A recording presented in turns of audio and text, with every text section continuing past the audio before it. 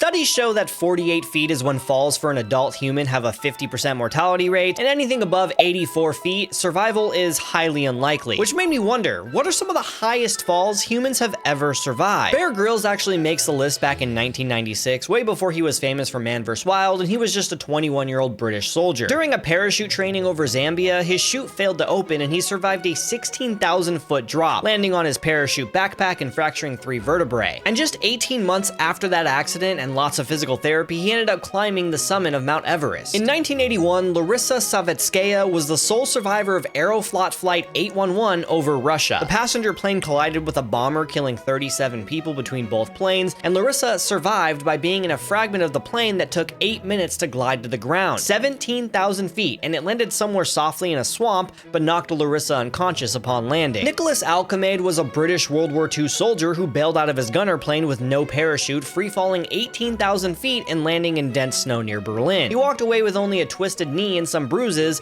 but then he was captured by the Gestapo and held as a prisoner of war for a year. But the person who survived the longest fall ever was a Serbian flight attendant named Vesna Volovic back in 1972. Vesna was the sole survivor of JAT Flight 367 after a briefcase bomb exploded in the baggage compartment. She survived a 33,000-foot fall because one of the food carts trapped her inside of the plane when it depressurized, while everyone else was blown out of the plane and fell to their death. She broke tons of bones and went into a coma, but eventually made a full recovery. She even wanted to go back to being a flight attendant, but the company gave her a cushy desk job over fears that her local celebrity status would be a distraction. But then in the 1990s, they fired her anyways due to her taking part in anti-government protests and supporting the breakup of Yugoslavia, so that wasn't very cool of them. But it is cool that she survived 33,000-foot fall. That's cool, I guess. It's not cool that she got fired, though.